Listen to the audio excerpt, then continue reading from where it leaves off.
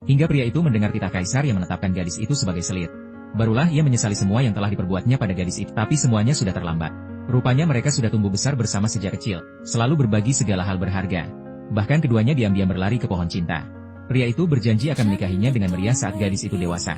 Karena janji inilah, gadis itu menunggu bertahun-tahun lamanya. Hari itu rumah dipenuhi hiasan merah, tepat di hari ulang tahun kedewasaannya.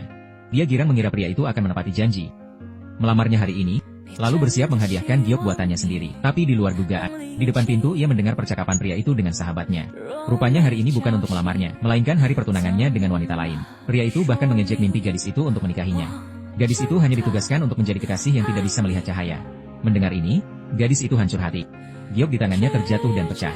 Tak sanggup ia percaya, pria yang dulu hanya memilikinya di hati, kini telah berubah menjadi busuk.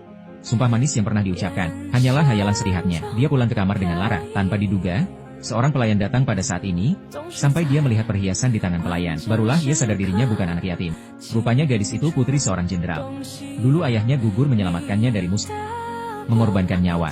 Kaisar yang menghargai jasa sang jenderal, mengutus pelayan untuk menawarkannya menjadi selir.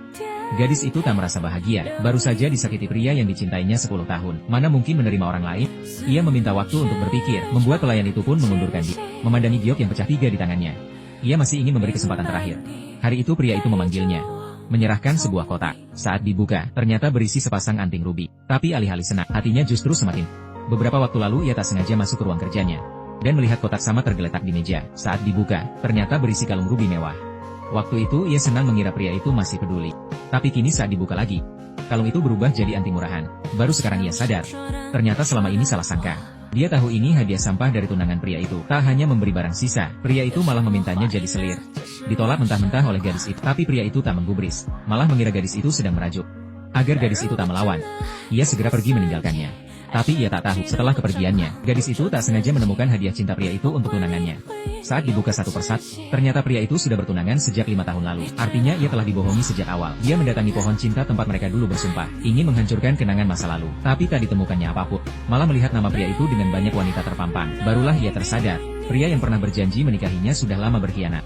Akhirnya ia memutuskan untuk pergi. Dia meminta pelayannya untuk memberitahu para pelayan kaisar. Dia berjanji untuk menjadi selirnya.